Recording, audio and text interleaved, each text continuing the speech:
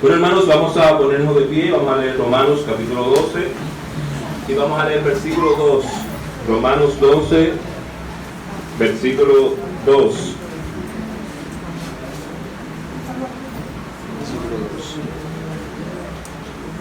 Libro de Romanos, capítulo 12, versículo 2.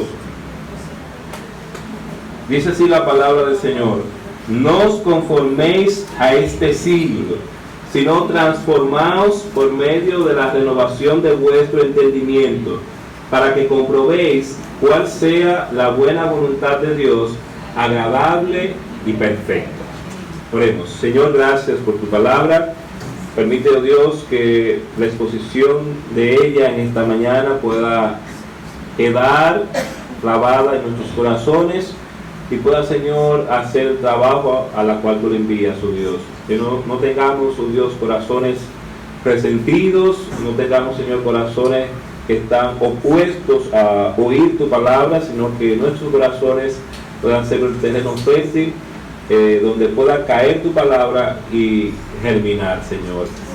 Permite, Señor, que nuestros corazones sean sensibles a tu voz y que tú nos hables, Señor, a cada uno de nosotros de manera particular e individual, Señor. Que tú nos hables, que tú ministres nuestras vidas, Señor, y que podamos hacerlo para tu gloria, Señor.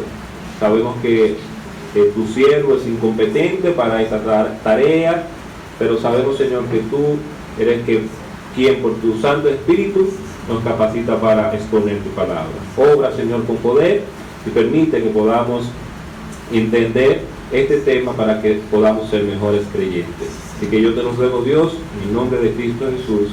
Amén.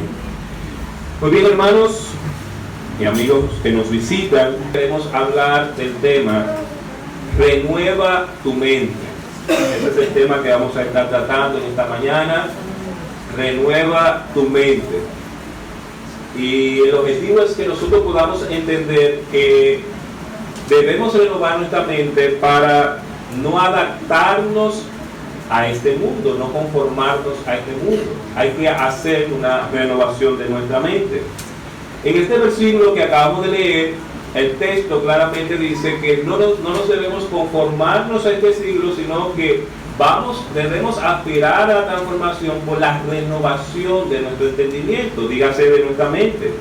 El apóstol Pablo le está hablando a los romanos, está dirigiendo su carta a una cultura donde realmente era una cultura inmoral, era una cultura donde los gobernantes estaban acostumbrados a practicar orgías. Eran personas, ¿verdad?, que no tenían ningún temor de Dios.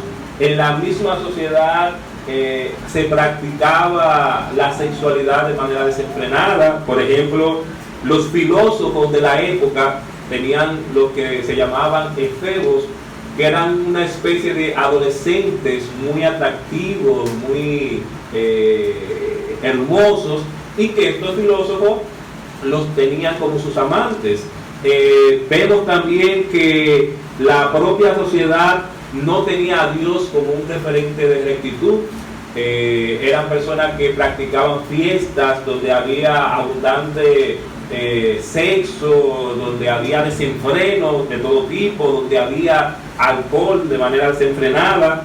La religiosidad, que uno pudiera pensar, bueno, la parte religiosa de Roma era buena, pero tampoco era buena, porque primero había muchos dioses en el Imperio Romano. Es decir, que había de dioses a la carta. Usted podía escoger el dios que usted quisiera. Si usted recuerda en el libro de Hechos, cuando Pablo va a Atenas, dice la palabra del Señor que habían un sinnúmero de dioses, y había uno que decía al Dios no conocido. Y dice la palabra del Señor que Pablo, su espíritu enardecía viendo la ciudad entregada a la idolatría. Es decir, que en el Imperio Romano no había una buena religiosidad, había idolatría, y también se practicaba realmente fiestas paganas que estaban muy relacionadas con una sexualidad desenfrenada. Por ejemplo, había un lugar que era el templo de Afrodita, donde los sacerdotes, ¿verdad?, practicaban con las sacerdotisas prácticas sexuales inmorales con una manera de adorar a la diosa Afrodita. En resumen, hermanos, la sociedad romana no era una sociedad que tenía a Dios como su referente. Y por eso el apóstol Pablo le dice a los romanos: miren, no se conformen a este mundo, no se adapten a este siglo. ¿Por qué? Porque esa sociedad romana aceptaba todo tipo de religión, practicaba la astrología, es decir, buscaba en la combinación de los astros el destino de la vida de la gente. Así que como cristiano, Pablo dice a los romanos: ustedes no deben dejarse conformar, aunque donde ustedes viven, aunque en el imperio se está practicando la astrología, ustedes no deben hacer eso. Había una práctica normal y común de la homosexualidad. También se practicaba el aborto, así que la práctica del aborto no es algo nuevo, porque en el Imperio Romano el aborto estaba a la orden del día, el infanticidio estaba a la orden del día, el maltrato a la mujer estaba a la orden del día, tanto así que el marido pensaba que era el propietario, veía a la mujer como un objeto del cual era propietario. Las jovencitas, ¿verdad?, se casaban muy temprano, entre los 11 y 13 años. Una jovencita romana era muy común que quizás estuviera casada con alguien, y eso era lo que estaba viviendo estos creyentes en el Imperio Romano. Si uno se da cuenta, uno pudiera decir, pero se parece mucho a lo que nosotros estamos viviendo hoy. Y por esto este mandamiento del Señor es un mandamiento atemporal, está presente en todos los siglos de la iglesia, porque nosotros no debemos conformarnos a este siglo. Y cada generación va a tener el mismo mandamiento. ¿Para qué? Para que no se conforme a ese siglo. Ahora, ¿qué tenemos que preguntarnos? ¿Qué pregunta yo debo hacerme como cristiano? ¿Para qué yo debo renovar mi mente? Y en primer lugar, dice el versículo 2, no os conforméis a este siglo. Y yo debo renovar mi mente para no adaptarme a este mundo. Yo debo renovar mi mente para no adaptarme a este mundo. Como cristianos debemos evitar que el mundo tenga tal influencia en nosotros que nosotros parezcamos impíos y no cristianos. Yo tengo que evitar que el mundo tenga influencia en mi vida. La palabra conformarse significa tomar la misma forma. Es como cuando se habla de un molde. Quizá usted está haciendo bizcocho y ese bizcocho tiene una forma, usted echa la harina, ¿verdad?, todo preparado, y va a adoptar la misma forma del molde. Eso mismo pasa con este mundo. Como cristianos no debemos tomar la misma forma, no debemos caer en el mismo molde en el cual se encuentra el mundo. El apóstol Pablo les está exhortando a los hermanos en Roma: miren, ustedes saben cómo es la cultura romana, ustedes saben que esa cultura no tiene en cuenta a Dios, por lo tanto, ustedes no deben adaptarse a este mundo. Este mundo, en todas sus dimensiones y facetas, no desea nada de Dios. Óigame bien, este mundo, en todas sus dimensiones y facetas, no desea a Dios. La sociedad en la cual nos ha tocado vivir es una sociedad que se caracteriza por varias cosas. En primer lugar, se caracteriza por un deseo de originalidad. Usted oye a muchas personas y muchos jóvenes: lo que pasa es que yo tengo que ser original. Y realmente, hermanos, primero no son originales, es lo primero. A veces se quiere ser original, pero no son originales. Y segundo, esa originalidad a veces raya en tumbar los patrones de autoridad. Es decir, como yo soy original, yo no me voy a someter a un patrón de autoridad y yo voy a hacer las cosas como yo entiendo que yo lo debo hacer. Esta sociedad se caracteriza por privatizar las creencias y la fe. De hecho, hay muchas personas que creen que creer en Dios o tener fe es un asunto personal. ¿Y sabe qué es lo que quiero decir con eso? Que usted no debe meterse con esas personas. Es decir, que si yo entiendo, o como dice la palabra de Dios, que yo debo predicarte el Evangelio, yo no debo predicarte el Evangelio porque eso es un asunto personal. Y como es un asunto personal, yo voy a hacer lo que yo quiera. Pero eso está relacionado con el individualismo, donde el ser humano quiere hacer las cosas como entiende. Hay un culto al ocio y al entretenimiento. ¿Qué está pasando en esta sociedad? Que estamos siendo movidos por el entretenimiento. Queremos entretenimiento en la televisión, en los celulares. De hecho, hay personas adultas que son gamers. Quizá usted ha escuchado, y en países, por ejemplo, como Japón, hay jóvenes que pasan 12 horas, 14 horas, 20 horas en su habitación y no salen de su habitación. ¿Por qué? Porque ellos son gamers y ellos están abstraídos en su juego y ya ni una vida social llegan a desarrollar. Usted dirá, pero ¿es malo que un creyente juegue? No, no es malo que un creyente juegue.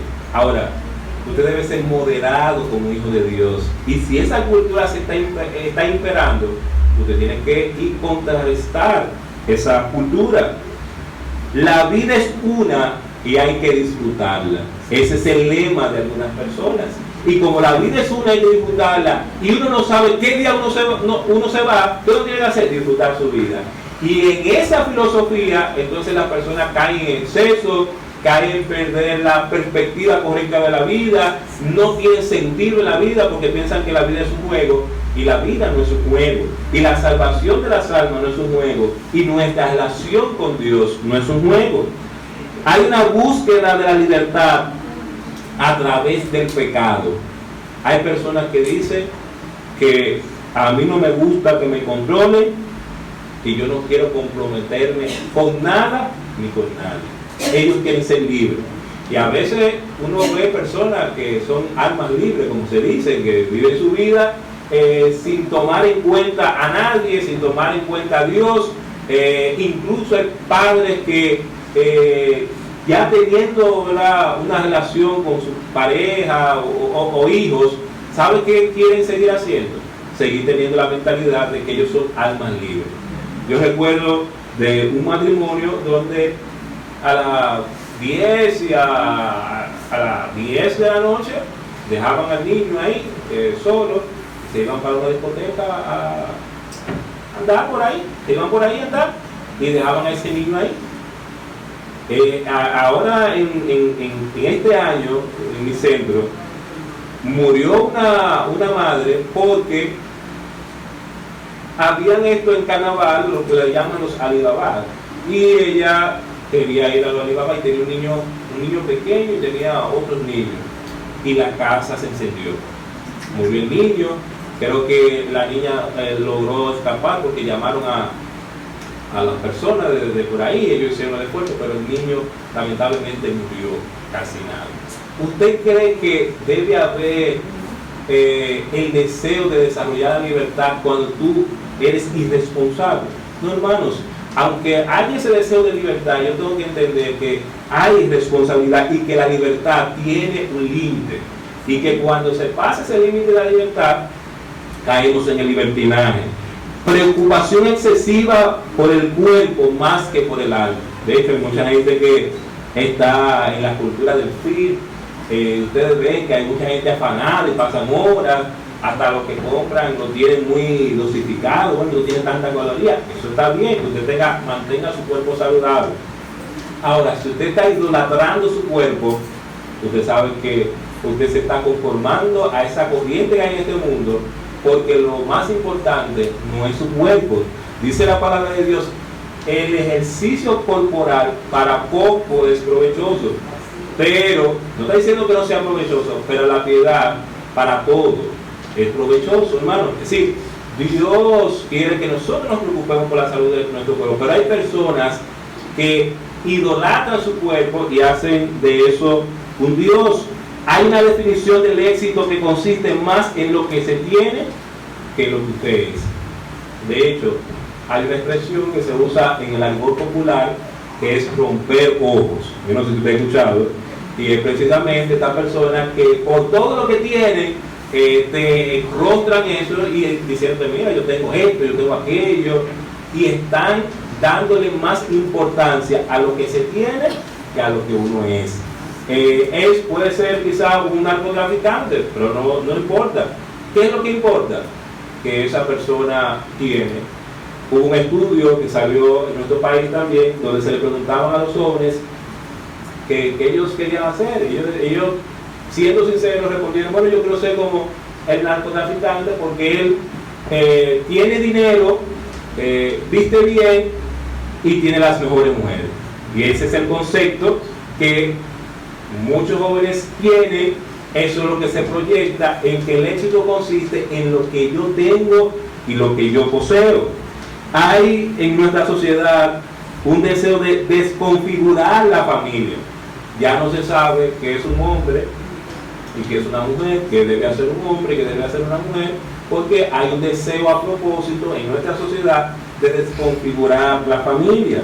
Hay un enfoque humanístico de la vida.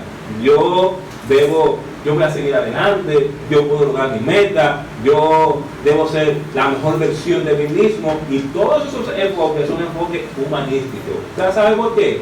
Porque todo lo que usted y yo vamos a hacer debe hacerse con un único fin, que es darle la gloria a Dios. Y cuando usted puede hacer algo excelente y brillante, usted sabe que usted tiene que darle la gloria a Dios, porque Él le dio esa capacidad para hacer eso.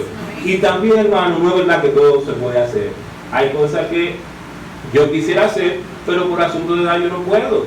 Si yo quisiera ser, por ejemplo, tenista, yo no puedo ser tenista, ya, porque cuando usted va a ver las competencias, usted ve que esa gente tiene 19, 22 años y empiezan desde jovencito desarrollándose en eso. Es decir, que ya yo estaría muy atrasado en ese aspecto. Entonces, no todo lo que nosotros queremos lo vamos a lograr.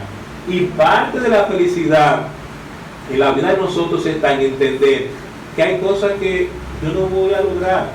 ¿Usted sabe por qué hay gente más amargada en la vida y gente con problemas? Porque piensan que todo en la vida se va a lograr. Y no. De hecho, hermano, el mismo Cristo, y lo hemos dicho muchas veces, quería lograr la redención de la humanidad sin el trago amargo de la muerte en la cruz. Él quería eso, y Él le pidió eso al Padre. ¿Y sabe lo que le dijo el Padre? No, tú tienes que experimentar ese tipo de muerte, tú vas a sufrir así, y así que yo quiero que tú redimas a la humanidad.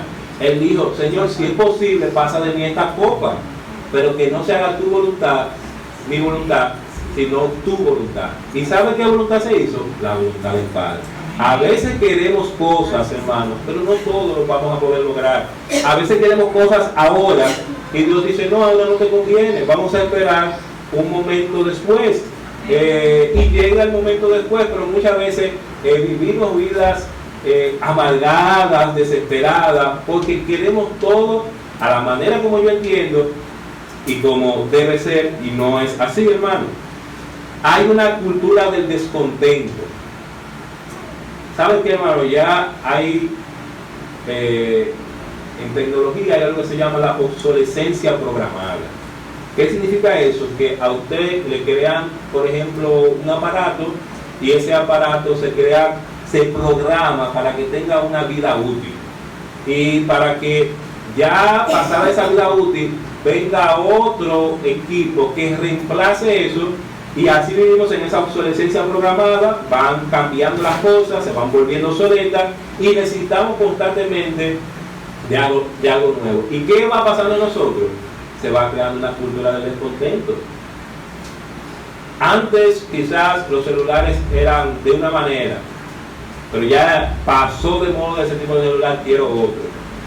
Antes las casas se pintaban de un color, pero no, ahora hay que usar unos colores pasteles, que esos son los colores que se están usando. Si usted lo tenía de otro color, ya está desfasado. Los muebles eran de una manera, pero ahora hay que poner los muebles de otra manera, porque eso es lo que está usando y tenemos que estar a la moda. Y van creando en nosotros esa cultura del descontento, porque a veces yo quiero eso que es mejor. Obviamente, hermano, como yo siempre digo, usted tiene que observar. Yo observo y veo Y yo le he dicho a mi esposa, por ejemplo, usted ve, por ejemplo, a la realeza, vamos a suponer la realeza de Inglaterra. Usted se va a dar cuenta que esa gente no vive cambiando muebles ni vive cambiando cosas. ¿Por qué, hermano? Porque eso que tienen, tiene un gran valor. No solamente por el costo de eso, sino un gran valor emocional. ¿Usted me entiende? Quizás hubo algún rey que estuvo ahí o que dejó esa silla y eso se va manteniendo. Y usted ve eso impecable y eso bonito. Ellos no están ni que modernizando las cosas. Quizás haya lugares que no sean el palacio, otros lugares que se modernicen, pero se mantiene eso. Los papas, por ejemplo, cuando se eligen los papas, bueno, se usa, hace el contra, ¿verdad? Y viene lo que se llama la fumata, que es de un mito, ¿verdad? Que va saliendo de una chimenea. Esa es la manera. Usted pudiera decir, pero estamos en tiempo moderno, ¿por qué no hacemos eso por internet? Pero los cardenales están en internet, que yo vote por internet. No, porque esa es la dinámica de eso. Y así debe permanecer. Y hay cosas, hermanos, que permanecen, pero vivimos en una cultura de descontento que ya no estamos satisfechos y perdemos las cosas. Ojalá que con su marido y con su esposo no caigan en esa cultura de descontento. Si caemos en eso, no se va a matar. Bueno, ya mi esposa tiene una edad, ya yo estoy descontento. Dame renovar esto porque estamos en un nuevo tiempo. No, hermano, no debe haber cultura del descontento. La sociedad contemporánea no toma en cuenta la autoridad de las Sagradas Escrituras. Tenemos que recordar que las Escrituras son la norma de nuestra vida práctica y conductual. Los hombres, en cambio, se constituyen en los dueños y amos de sus propias vidas. Ya la gente hace lo que las personas piensan y creen, no lo que enseña la palabra de Dios. De hecho, yo oigo a mucha gente, a mí no me gusta la expresión, ese es mi punto de vista. ¿Usted sabe por qué no me gusta esa expresión de punto de vista? Porque cuando decimos ese es mi punto de vista, y sobre todo las cosas del Señor, es como que hay una posición de Dios, pero puede haber otra posición alterna, y no es así, hermano. Recuerde que la Biblia dice que la suma de tu palabra es verdad. Y usted tiene que entender que todo lo que Dios dice, yo debo aceptarlo, no hay punto de vista en lo que Dios dice. Quizás usted pudiera aportar algo en otras cosas, pero en las cosas del Señor no hay punto de vista. Hay personas que dicen, lo que pasa es que la Biblia es un libro de interpretación, y es verdad, la Biblia es un libro que se interpreta. Ahora yo le voy a hacer una pregunta. Cuando usted va a hacer una ecuación matemática, usted resuelve la ecuación de acuerdo a su punto de vista, o usted sigue las reglas para resolver la ecuación. Usted sigue las reglas para resolver la ecuación. No se resuelve con punto de vista. Y lo mismo pasa con la palabra de Dios. Nosotros no vamos a la palabra de Dios con punto de vista. Nosotros tenemos que aplicar las leyes de la interpretación para entender la palabra de Dios y tener la ayuda del Espíritu del Señor. Pero a veces hay personas que dicen, bueno, que según mi punto de vista yo pienso que debe ser así, y no es así. Hermanos, debemos como cristianos sospechar de las ideas, creencias, valores y tradiciones de este mundo. Por ejemplo, usted sabe que ahora hay una película que es Toy Story 4 también. Ya usted sabe que por ahí también ha circulado la información que se está mandando un mensaje distorsionado. Pero quizá usted dice, no, pero que mi niño quiere ver Toy Story 4. Yo tengo que ir a ver Toy Story 4 con mi niño. Y yo tengo que hacer que se sienta bien. No, hermano. ¿Usted sabe lo que tiene que hacer? Sospeche de las ideas de este mundo. Sospeche de las películas de este mundo. Sospeche de los muñequitos que ven sus hijos. Sospeche de cada cosa, porque no están alineados a las Sagradas Escrituras. Están alineados al mismo pensamiento de Satanás. Y a veces consumimos las cosas y decimos, bueno, ¿qué es eso? Como decía la hermana Gracie esta mañana. ¿Qué decía la hermana Gracie? Bueno, que hay una canción, esa canción suena, tiene letra bonita, pero el mensaje aquí incita a la rebeldía y a rechazar la autoridad. Y si una canción incita a eso, a liberarte y la rebeldía, entonces no es algo que proceda de las Escrituras. La palabra siglo que se utiliza aquí se refiere al carácter maligno y pecaminoso de la sociedad actual. Es decir, nos habla de las características morales de la sociedad en la que nosotros vivimos. Y por eso el apóstol Pablo dice, no os conforméis a este siglo, no te adaptes a las características que este mundo actual tiene. Según las Escrituras, hermanos, nosotros vemos que este mundo, este siglo, tiene algunas características. Primero, en 2 Corintios 4:4 nos dice que Satanás es el Dios de este siglo. Dice 2 Corintios 4:4, en los cuales el Dios de este siglo cegó el entendimiento de los incrédulos para que no les resplandezca la luz del Evangelio de la gloria de Cristo, el cual es la imagen de Dios. Primera de Juan, capítulo 5, versículos 19 y 20, nos dice lo siguiente, hablando de que Satanás es el Dios de este siglo. Primera de Juan 5, 19 y 20 dice, sabemos que somos de Dios y el mundo entero está bajo el maligno. Este siglo, hermano, tiene a Satanás como su Dios, y usted debe entender que todo lo que este mundo está realizando es porque Satanás está dominando este mundo. Su accionar es cegar el entendimiento de los incrédulos con el único propósito de que no les resplandezca la luz del Evangelio. Parte de la obra de Satanás es anular el entendimiento. ¿Qué es lo que Satanás está haciendo? Anulando el entendimiento. ¿Qué es lo que Satanás está haciendo? Está evitando que las personas crean y sean salvas. Es el trabajo de Satanás, evitar que las personas crean y sean salvas. Mira lo que dice Lucas 8:12. Lucas 8:12 nos dice que Satanás es quien está obrando para que la gente no sea salva. Y los de junto al camino son los que oyen, y luego viene el diablo y quita de su corazón ¿qué? La palabra, para que no crean y se salven. ¿Qué hace Satanás? Quita la palabra para que no crean y se salven. Toda persona, hermanos, para ser salva, y usted que está aquí es salvo, usted va a verificar que es así. Toda persona para ser salva, primero debe oír la palabra de Dios. Si no oye la palabra de Dios, no va a ser salvo. Y óigame bien, si usted está aquí y usted tuvo la experiencia de que usted escuchó una canción o que usted tuvo un sueño, oiga la palabra y entregue su vida a Cristo, porque la única manera es oír la palabra de Dios. Si usted oye la palabra de Dios, pero usted no la entiende, entonces usted no va a ser salvo. Usted debe oír la palabra de Dios, debe entender la palabra de Dios y debe creer la palabra de Dios. Si usted no oye la palabra de Dios, si usted no la entiende y usted no cree en la palabra de Dios, lamentablemente usted no es salvo. ¿Y por qué tenemos que entenderla? O porque la palabra de Dios es que revela cuál es mi posición delante de Dios.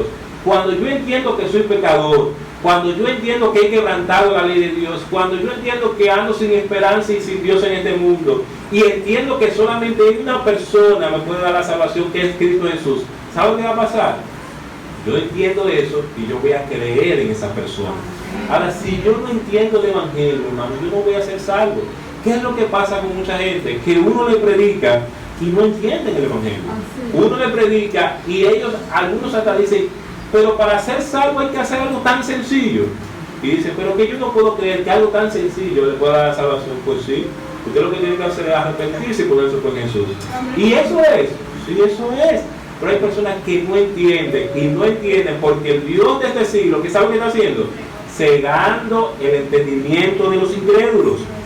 Nosotros, antes de venir a Cristo, seguíamos la corriente de este mundo, ya que Satanás operaba en nosotros la desobediencia. Si usted analiza su vida antes de venir a Cristo, usted se va a dar cuenta que usted era muy desobediente. Usted se va a dar cuenta que usted andaba bajo su propio designio.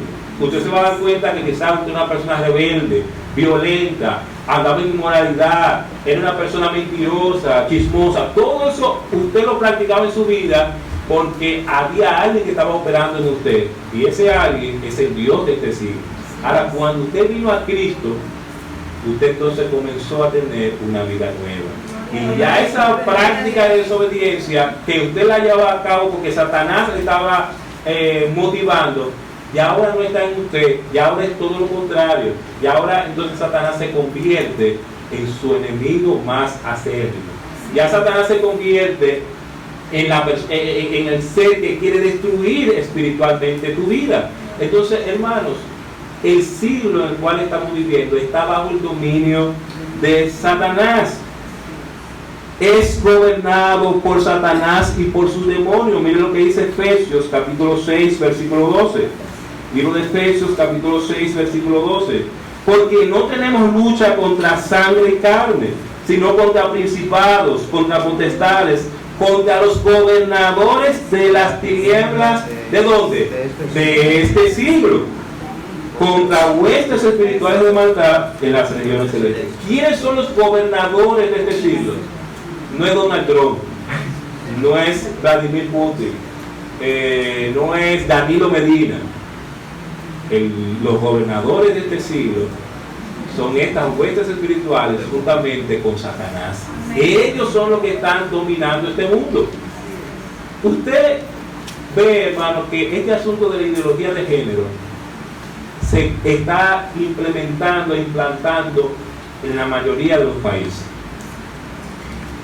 No piense, hermano, que estos son asuntos solamente de personas que están organizando eso. Son personas, pero detrás de esa persona hay una agenda diabólica y que Satanás está llevando a cabo no con los cristianos, porque no son los cristianos que están propiciando eso, sino con las personas que tienen el entendimiento entenebrecido y están bajo el dominio de Satanás.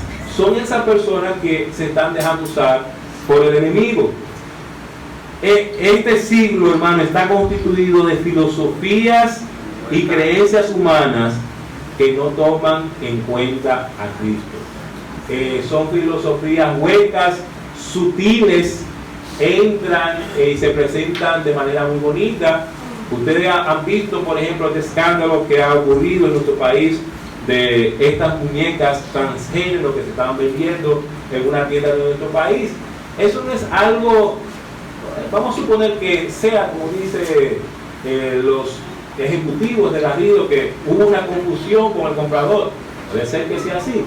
Pero hermanos, eso evidencia el grado en el cual está este mundo. Eso evidencia cómo los valores se están cambiando y cómo de manera sutil se está introduciendo eso. Porque cuando usted ve el muñeco con la ropa, usted ve una muñeca que dice bonita y el niño ve bonito. Ahora, eso es algo sutil. Cuando ya usted ve la muñeca y ve que tiene un pene siendo una muñeca, entonces usted se da cuenta que es entrando a la mente de nuestros hijos, entrando a la mente de los adolescentes de manera sutil.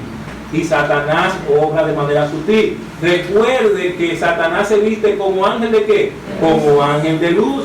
Se presenta de una manera hermosa, bonita. Satanás no viene de una manera directa a conquistar a las personas, no. Satanás es el maestro del disfraz. ¿Y qué hace Satanás como maestro del disfraz?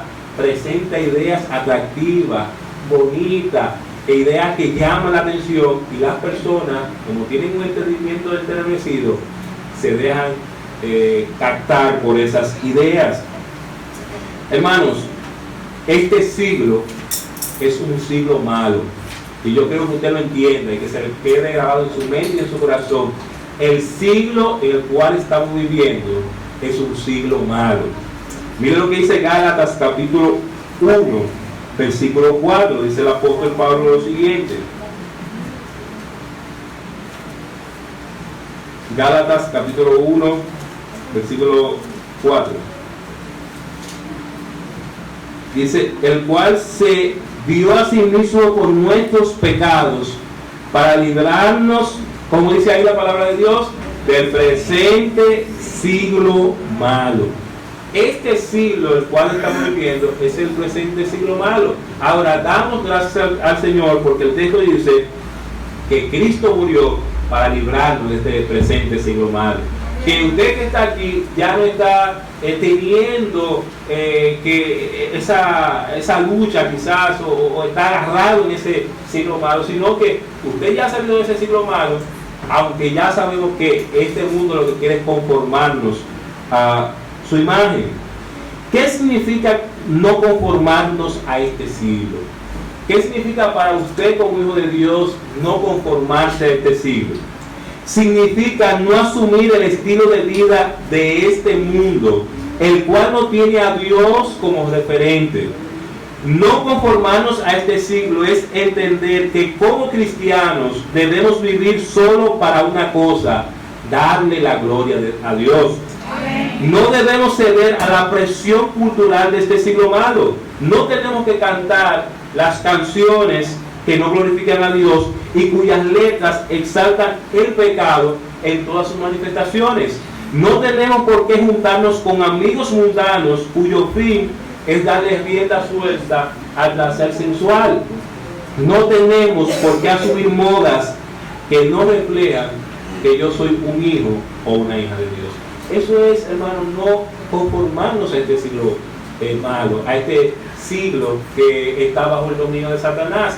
Usted debe sospechar de todo lo que este siglo malo hace.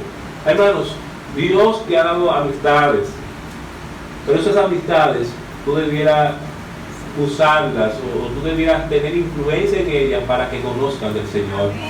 De hecho, el mayor regalo que tú le pudieras dar a ese amigo tuyo, amiga tuya, es que conozca a Cristo como su Señor. Tú le puedes dar dinero, tú le puedes dar ropa, tú le puedes dar comida, tú le puedes dar todo lo que tú quieras. Ahora, si tú le diste todo eso en este mundo y ella perdió o él perdió su alma en el infierno, lamentablemente no hicimos gran cosa con nuestras amistades. Hermano, ¿qué debo hacer para no conformarme a este siglo? Primero, debo renunciar a mis deseos mundanos. No debo maravillarme por las cosas de este mundo. No se maraville por las cosas de este mundo. No se deje llevar de esta parafernalia que Satanás usa para que no se deje llevar. Y a veces uno cae en la tentación. Pero mira que no tiene temor de Dios y mira cómo vive su vida con abundancia material, con bienes. Hermano, no se deje llevar de eso. Estaba leyendo en estos días que una heredera millonaria, una gran heredera, creo que la familia Rothschild y otra familia, murió a los 15 años de edad. Y yo cuando leí esa noticia me impacté y yo dije, oye, para que tú veas que todo depende siempre como de la voluntad de Dios, cómo Dios controla. Porque esa jovencita no llegó a heredar eso, no llegó a disfrutar, no llegó quizás a expandir los negocios que tenía como heredera, no pudo hacer nada de eso, sino que murió. Y el dinero no evitó que ella murió. Entonces, a veces nos dejamos llamar la atención por cosas que realmente pertenecen a este mundo y no tienen valor eterno. Entiende que ser cristiano es ser diferente. Ser cristiano es ser diferente. Si el mundo va por ahí, ¿por dónde tiene que ir? Vaya por ahí. Si el mundo exalta lo blanco, entonces salga usted lo negro. Si el mundo está apropiándose de una cosa, quítese de eso, porque usted tiene que ser diferente. Y la razón por la cual el cristianismo tuvo poder en el Imperio Romano y ha tenido poder en la historia de la iglesia, ¿sabe por qué? Porque sus hijos han vivido de manera diferente. Entonces, hermanos, tenemos que demostrarles que somos diferentes. ¿Y qué es lo que va a suceder? Que las personas van a anhelar ser cristianas. Hermanos, si mi vida es igual que la de un impío, el impío no va a anhelar tener mi vida. Ahora, si mi vida expresa que yo soy diferente, ese impío va a decir, pero ¿qué tiene ella y qué tiene él que yo no tengo? ¿Y saben qué es lo que hace la diferencia? Cristo Jesús, hermano. Hermano, tenemos que ser cristianos, entender que es ser diferente. Entiende que la victoria sobre el mundo está en la fe en Jesús. Si no crees en Cristo y no permaneces en Cristo, no podrás vencer en este mundo. Miren lo que dice Primera de Juan, capítulo 5, versículos 4 y 5. Primera de Juan, capítulo 5, 4 y 5 nos dice, porque todo lo que es nacido de Dios vence al mundo. Y esta es la victoria que ha vencido al mundo. ¿El qué? Nuestra fe. ¿Quién es el que vence al mundo sino el que cree que Jesús es el Hijo de Dios? Entonces, hermano, nuestra fe es lo que nos da la victoria en este mundo. Dios nos hace entender el camino por el cual nosotros debemos andar. Óigame bien, Dios nos hace entender. Y si Dios no le ha hecho entender el camino por el cual usted debe andar, no es porque Dios no sea claro en cuanto a lo que Él quiere, es que usted se está resistiendo a la voz de Dios. Usted no está alineado con el pensamiento de Dios. Usted está resistiendo a lo que Dios dice en su palabra. Mire lo que dice Salmos 32, versículo 8. Dice el Señor: te haré entender y te enseñaré el camino en que debes andar. Sobre ti fijaré mis ojos. Miren qué hermoso, que el Señor nos salva, pero no nos deja a nosotros a rienda suelta. No nos dice, trata de buscar la manera de tú saber mi voluntad. No, el Señor nos salva y Él nos hace entender, Él nos enseña, Él nos muestra el camino y está vigilante a cómo vamos en ese camino. Entonces, hermanos, Dios nos hace entender el camino por el cual nosotros debemos andar. No podemos resistirnos al camino del Señor. Entonces, hermanos, tú y yo debemos renovar nuestra mente para no conformarnos a este siglo. Y en segundo lugar, tú y yo debemos renovar nuestra mente para que podamos ser transformados. Y yo quiero que usted analice bien lo que dice Romanos 12. Romanos 12 está diciendo que no nos conformemos a este siglo, no adoptemos la forma de este mundo. ¿Qué es lo que hace el mundo? Da una forma. Ahora, renovar nuestra mente nos transforma. No es que nos da una forma, sino que nos transforma. ¿Y de dónde proviene esa transformación? Proviene de nuestro interior.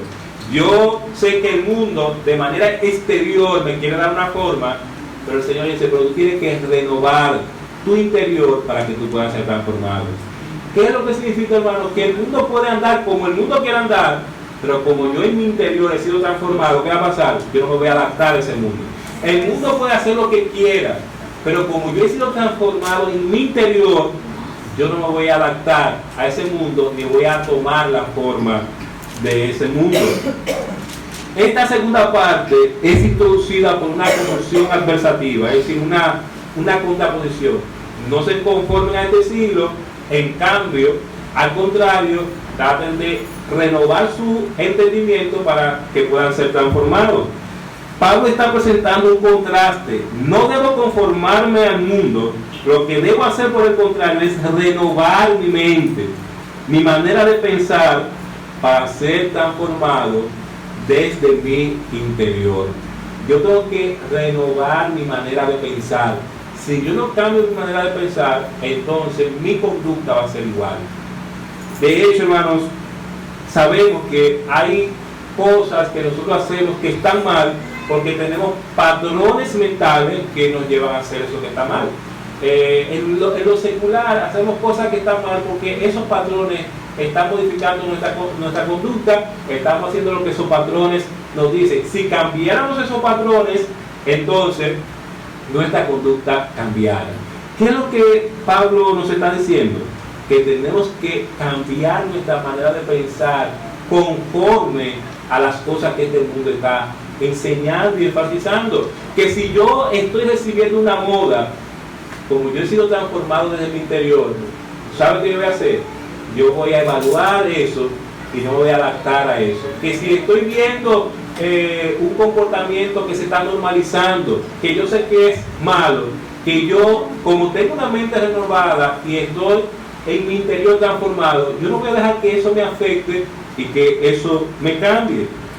La renovación de nuestra mente dará como resultado la transformación espiritual como una obra del Espíritu Santo. Y yo tengo que cambiar mi mente, y muchos creyentes debemos cambiar nuestra mente. Y yo voy a insistir en eso, hermano. Ser cristianos no es suficiente. yo soy cristiano, pero si yo no tengo mi mente, Pablo está hablando cristiano. Pablo está hablando a los cristianos que están en Roma y le está diciendo a los cristianos que están en Roma, no se conformen a este siglo y renueven su mente. ¿Y sabe por qué se lo está diciendo? Porque hay cristianos que se conforman a este siglo y no tienen una mente renovada. Son cristianos, pero su mente no está renovada. Su mente no es una mente bíblica, porque comienzan a tener prácticas que no entienden que están mal o que piensan que eso no ofende a Dios, y no debe ser así, hermano. Yo debo entender que si esa práctica que el mundo me está ofreciendo, que el mundo me quiere influenciar, no se acomoda a la palabra de Dios, entonces yo debo rechazar eso. Pero ¿sabe por qué no lo rechazo? ¿Por qué sigo haciendo eso? Porque mi mente no ha sido renovada. Hermanos, debemos entender que la meta de todo cristiano es ser transformado día tras día hasta la imagen de Cristo Jesús. Amén. Él es la imagen a la cual tenemos que ser transformados. No tenemos que acomodarnos a este mundo, sino que la imagen que debe estar en nosotros es la imagen de Cristo Jesús. Mira lo que dice 2 de Corintios, capítulo 3, versículo 18. Por tanto, nosotros todos, mirando a cara descubierta como un espejo la gloria del Señor, ¿qué dice la palabra de Dios? Somos transformados de gloria en gloria en la misma imagen como por el Espíritu del Señor. ¿Qué es lo que Dios quiere hacer con nosotros? Que la imagen que se vea de nosotros, la forma que se vea de nosotros, sea la forma de Cristo Jesús. Por eso Efesios dice, hasta que todos lleguemos a la plenitud de la estatura de Cristo Jesús.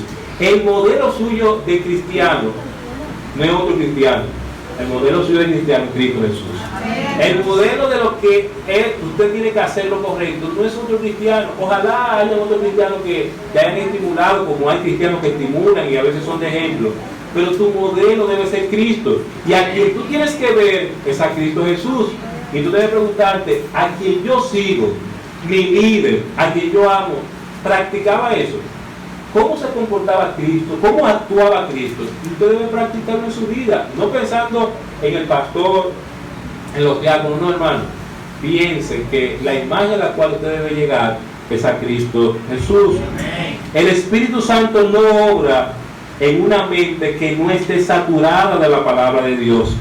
De ahí la importancia de leer más la palabra de Dios, de estudiar más la palabra de Dios y de oír más la palabra de Dios. Tenemos que oír la palabra de Dios.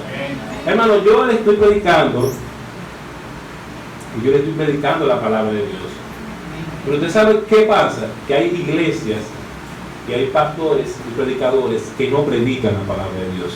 ¿Sabe qué es lo que predican? Predican experiencia humana, predican métodos humanos, que están centrados en lo humano, no están centrados en la palabra del Señor. Y eso es lo que nosotros necesitamos, la palabra del Señor. Cuando Esdras lee el libro delante del pueblo, dice la Biblia que ellos lloraron y duraron desde la mañana hasta el otro día. ¿Y qué fue lo que leyeron? La palabra del Señor. ¿Qué fue lo que confundió sus corazones? ¿Qué fue lo que los retó a ellos? ¿Qué fue lo que los transformó? La palabra del Señor. Cuando Moisés va al monte, ¿qué es lo que Dios le entrega al pueblo? Un libro de autoayuda, un manual de filosofía, un libro de psicología. No, Dios le dio su palabra a Moisés. Le dijo, esto es lo que Dios tiene que entregarle al pueblo. Y lo que el pueblo de Dios necesita es su palabra. No necesitamos otra cosa. Pero tenemos que tener una mente saturada de la palabra de Dios si queremos renovar nuestra mente. Si usted piensa que estando en internet usted va a renovar su mente, usted no va a renovar su mente así. Si usted piensa que con quizás estando en el celular usted va a renovar su mente, usted no va a renovar su mente así. Vamos a renovar nuestra mente con la palabra del Señor. Hermano, solo así vamos a desarrollar una mente cristiana, una mente que evalúa todo a través de la Biblia. Entonces, ¿por qué hay algunos creyentes que no evalúan todo a través de la Biblia? Porque no tienen una mente renovada, no tienen una mente cristiana, no tienen una mente saturada de la palabra de Dios, y a veces no saben discernir entre lo bueno y lo malo, no porque Dios no lo haya revelado en su palabra, sino porque ellos no tienen una mente cristiana. Hermanos, nosotros somos lo que pensamos. Dice Proverbios 23:7, cuál es su pensamiento en su corazón, tal es él. Usted y yo somos lo que pensamos. Y si yo no tengo una mente renovada, saturada de la palabra de Dios, sino que mi mente está acorde con este mundo, mi manera de proceder va a ser acorde con eso, con este mundo. Mi manera de actuar va a ser así. Mi manera de resolver los problemas va a ser como el mundo resuelve los problemas y no como el Hijo de Dios resuelve los problemas. Nosotros tenemos, hermanos, que aprender a esperar en Dios. Nosotros como seres humanos somos muy desesperados y resolvemos las cosas como las resuelve este mundo, desesperadamente. Pero el Hijo de Dios tiene que aprender a esperar en Dios, porque, hermanos, Dios obra milagros, pero Dios no va a obrar milagros en una persona desesperada. Abraham tenía que esperar el tiempo que Dios le dijo que le iba a dar el hijo de la promesa, y tuvo que esperar el tiempo, y luego que esperó el tiempo, Dios hizo el milagro. Pero tenemos que esperar. A veces nosotros nos desesperamos mucho, y a veces hay circunstancias en nuestra vida que están rotas y nosotros queremos que Dios las resuelva inmediatamente. No, hermano, si tú la quieres resolver inmediatamente, tú la vas a resolver tú. Pero si tú quieres ver el milagro de Dios, tú tienes que esperar a Dios. Si tú quieres ver el milagro de Dios, si tú no quieres ver el milagro de Dios y tú quieres resolverlo a tu manera, tú lo puedes hacer, pero tú tienes que esperar en Dios. Si no esperamos en Dios, dice un salmo, pacientemente esperé a Jehová. Y vamos a encontrar esa expresión muchas veces. Es pacientemente que tenemos que esperar en la obra de Dios. Hermanos, somos lo que pensamos. Hay una relación estrecha entre nuestra mente y nuestro carácter. Si nuestra manera de pensar se concentra más en las cosas de este mundo, estaremos desarrollando un carácter mundano. Y si su manera de pensar es una manera de pensar mundana, su carácter es un carácter mundano. No importa quién usted sea, ese es su carácter, un carácter mundano. Pero si nuestra manera de pensar se concentra más en las cosas de arriba, estaremos desarrollando un carácter espiritual. Hermano, cuando usted lee en Hebreos, capítulo 11, la lista de los héroes de la fe, hay una expresión que a mí me llama la atención y que dice, porque tenían puesta la mirada en el galardón. Y había muchos de ellos que eran funcionarios como Daniel, que era un ministro, vamos a decir, del gobierno en Babilonia. Habían ricos como Abraham, habían príncipes como Moisés. Pero ¿sabes qué había en su mente? El galardón. Ellos no estaban concentrados en las cosas de este mundo. A Moisés no le interesaba ser faraón en Egipto. No le interesaba eso. ¿Qué le interesaba a Moisés? Hacer la voluntad de su Dios, como de hecho hizo la voluntad de su Dios. A Daniel no le interesaba seguir siendo ministro en Babilonia. Dice la Biblia que cuando se hizo el edicto para que lo fueran a buscar, ¿sabe lo que hizo Daniel? No usó recursos humanos para resolver problemas. Dice la Biblia que él se fue a orar como lo solía hacer antes. Es decir, en cualquier circunstancia que hacía Daniel, oraba a su Dios. Tengo un problema ahora que es grande, voy a seguir orando a Dios porque mi mente no está concentrada en las cosas de este mundo, sino que está concentrada en las cosas de arriba. Hermano, solo así vamos a experimentar la buena voluntad de Dios. Si tú deseas una vida transformada, una vida que glorifique a Dios, es necesario que tú renueves tu mente. Solo así experimentaremos la buena voluntad de Dios.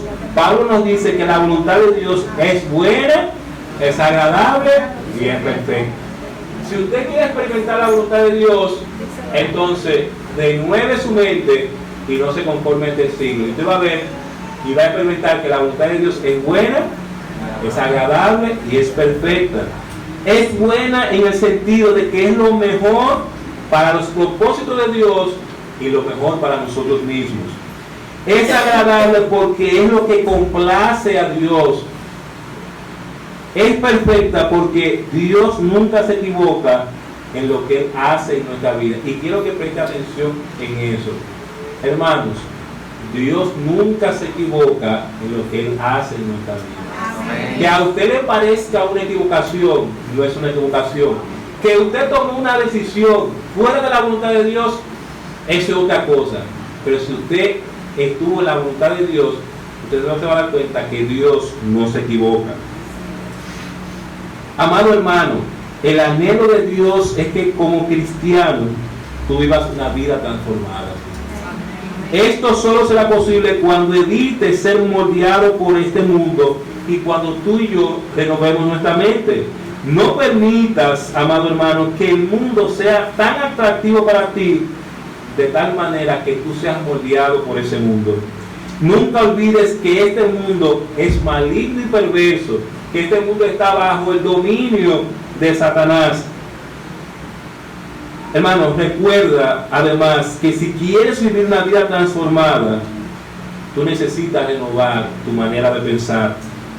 Esto solo es posible a través de la palabra de Dios y la obra del Espíritu Santo en tu vida. Si tú no lees la palabra de Dios, si tú no oyes la palabra de Dios y si tú no la practicas, lamentablemente el Espíritu Santo no dará transformación en tu vida. Lo único que va a dar transformación en tu vida es que tú estés alineado a la palabra de Dios y el Espíritu Santo esté obrando con esa palabra. Dios anhela que tu vida sea transformada. Dios anhela que tu mente sea renovada con un único propósito, que compruebes que su voluntad es buena, es agradable y perfecta. Hermanos, hoy tú puedes tomar la decisión de ser un cristiano que piensa diferente y vive diferente porque tiene una mente renovada. Para que usted pueda vivir de manera diferente, usted pueda pensar de manera diferente, porque su mente es una mente renovada. Vamos a orar. Señor, gracias por tu palabra, gracias porque tú eres quien obra en los corazones. Te rogamos, Señor, que hables a nuestra vida. Te rogamos, Señor, que tú sigas ministrando con tu palabra, que tú nos ayudes, Señor, a tener una mente cristiana. Ayúdanos, Señor, a batallar. Sabemos que la presión de este mundo es una presión fuerte, que el mundo quiere ejercer influencia sobre nosotros de una manera arrolladora, pero gracias porque tú nos has dejado tu palabra que nos puede ayudar a vivir vidas renovadas y vidas transformadas. Si Dios, hermano, ha hablado su vida, vamos a hacer la invitación. Tú puedes orar a tu Dios, decir: Señor, yo quiero desde hoy comenzar a renovar mi mente. Yo quiero que tú obres en mi vida, porque yo quiero comenzar a comprobar que tu voluntad es agradable y perfecta. Usted se puede arrodillar ahí, hermano. Usted puede, si quiere, venir al altar, pero hable con su Dios. Diga: Señor, yo sé que he tomado decisiones en mi vida que han sido conforme a este mundo y no conforme a una mente renovada. Diga: Señor, yo quiero que tú me ayudes a ver todo desde tu perspectiva, Señor, no desde la perspectiva como pecador, como un humano que ha caído, sino que vea todo según tu palabra. Ore al Señor y diga: Señor, ayúdame a tener una vida transformada. Ayúdame, Señor, a tener una vida renovada, a que mi mente sea una mente cristiana. Quizás hasta ahora no ha sido así, pero tú le puedes pedir al Señor que te ayude a tener esa mente cristiana. Recuerden que el Dios de este siglo, que Satanás, lo que quiere es cegar nuestro entendimiento, quiere cegar el entendimiento de los incrédulos y quiere operar en nuestra vida para que nuestra mente no sea conforme a la palabra del Señor. Oh Señor, permite que estas oraciones que estamos elevando a ti lleguen a tu presencia como los gratos, Señor. Que tú nos perdones porque sabemos que en muchas ocasiones no tenemos una mente renovada, no tenemos una mente conforme a Cristo Jesús y no tenemos una mente controlada por tu Santo Espíritu. Oh Señor, permite que nuestras acciones, nuestra conducta sean conformes a tu palabra, Señor, que haya más saturación de la palabra de Dios en nuestra mente, que haya más deseo de la palabra de Dios, que haya más amor por tu palabra, para que nuestras vidas puedan ser diferentes. Obra, oh Dios, en los corazones.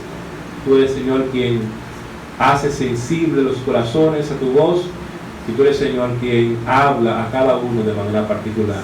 No sabemos, Señor, las necesidades de todos los que están aquí, Señor, pero tú sí las conoces. Tú sabes, Señor, qué necesita cada quien.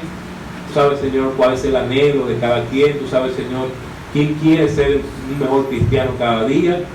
Quién quizás no está batallando por ser un mejor cristiano cada día, Señor. Obra, oh Dios, y permite que podamos aplicar esto a nuestras vidas y podamos evidenciar una vida transformada, Señor. Gracias por tu palabra y síguenos bendiciendo, Señor. En el nombre de Cristo Jesús. Amén.